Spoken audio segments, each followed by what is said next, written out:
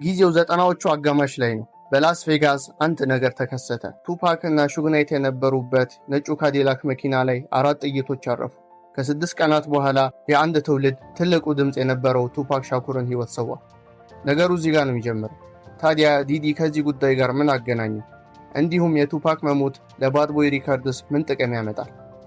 ሰላም የዩቱብ ተከታታዮች፣ እንኳን ወደ ሐሳብ የዩቱብ ቻናል በደህና መጡ። ይህ ቻናል ያልተሰሙ ታሪኮችና ያልተነገሩ እውነቶች የሚደመጡበት ቦታ ነው። ቻናላችንን ላይክ፣ ሼር እንዲሁም ሰብስክራይብ በማድረግ የቤተሰብ አባል ነው። ዛሬ በክፍል 2 ዶክመንተሪያችን ላይ በሼን ዲዲ ኮምስ ላይ የሚያተኩረውን ክፍል ይዤላችሁ መጥቻለሁ። በክፍል 1 ላይ ያልተመለሱ ጥያቄዎችን ይዘን መተናል። ዲዲ ከቱፓክ ሞት ጋር ምን ግንኙነት እንዳለው እንዲሁም ለባድ ቦይ ሪከርድስ ምን ይጠቅማል የሚኖር ምላሽ ይዤላችሁ ቀርቤያለሁ።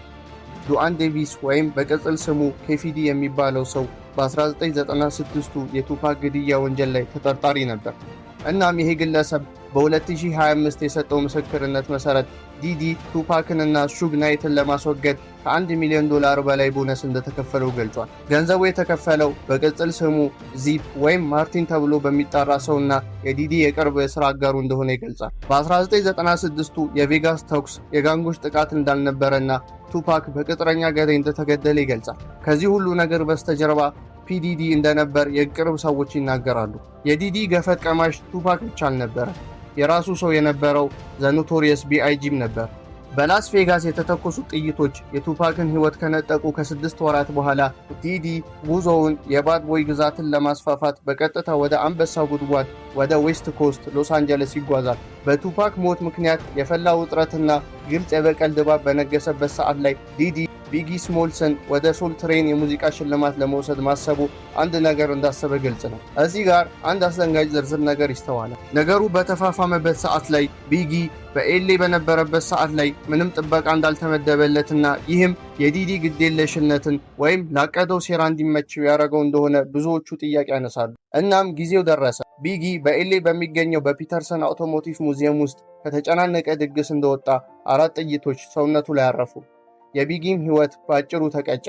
አሁንም ጥያቄ ያስነሳ ነገር ዲዲ ሐሳቡ ምንድን ነበር? የባድ ቦይ ሪከርድስ ዋነኛው መስራች የነበረው ከርክ ቦሮስ ጋር የተደረገ ቃለ ምልልስ እንደሚገልጸው ከሆነ ዲዲ በቢጊ እና በቱፓክ መካከል በነበረው ጓደኝነት እጅግ በጣም ይቀና እንደነበር ይገልጻል። ቦሮስ እንደሚናገረው ከሆነ ቢጊ ከቱፓክ ሞት በኋላ ሕይወቱ አደጋ ላይ እንደሆነ ስለሚያውቅ ሎስ አንጀለስ መሄድ እንደማይፈልግና ነገሩን ለማርገብ ወደ ለንደን ለመሄድ እቅድ እንዳለው ለዲዲ ብዙ ጊዜያት ተናግሯል። ዲዲም የቢጊን የለንደን ጉዞ ሰርዞ ለፕሮሞሽን በሚል ምክንያት በሎስ አንጀለስ እንዲቆይ እንደነገረው ተዘግቧል። ቢጊ ከሞተ በኋላ ላይፍ አፍተር ዴዝ የሚለው አልበሙ የፕላቲኒየም ደረጃን አገኘ። ዲዲ የሐዘን ሂደቱ ፊት መሪ ሆነ።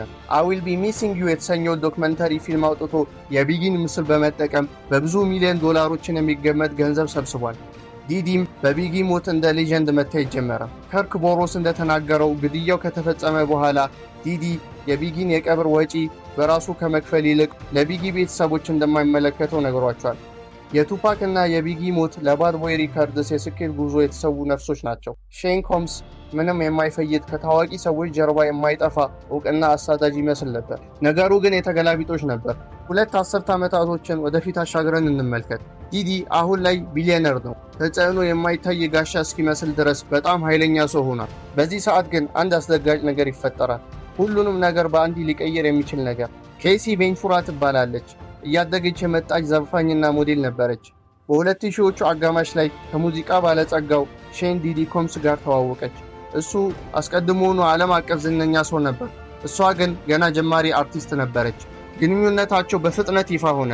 በዝግጅቶች፣ በሙዚቃ ቪዲዮዎችና በዋና ዋና ዜናዎች ላይ አንድ ላይ መታየት ጀመሩ። ለአድናቂዎች የሚያስቀኑ ጥንዶች ይመስሉ ነበር። ነገር ግን ለኬሲ ነገሮች በጣም የተወሳሰቡ ነበሩ። ኖቬምበር 2023 ሁሉም ነገር ተለወጠ። ኬሲ ዲዲ ለዓመታት በደል እንደፈጸመባት ክስ አቀረበች። ክሶቹ በግንኙነታቸው ውስጥ የተፈጸሙ ጥቃቶች፣ በደሎችና የመሳሰሉትን ያካትታሉ። ዝርዝሮቹ ህዝቡን አስደንግጧል። ሰዎች ሚዲያ ላይ ከሚያዩት ነገር በጣም የተለየ ስዕል ነው። ነገር ግን ጉዳዩ ወደ ፍርድ ቤት ከመሄዱ በፊት ያልተጠበቀ ነገር ተከሰተ። ክሱ ከቀረበ ከአንድ ቀን በኋላ ጉዳዩ ተጠናቀቀ። ምንም ችሎት የለም፣ የሰው ምስክር የለም። ነገሮቹ የግል ሆኖ ቆዩ።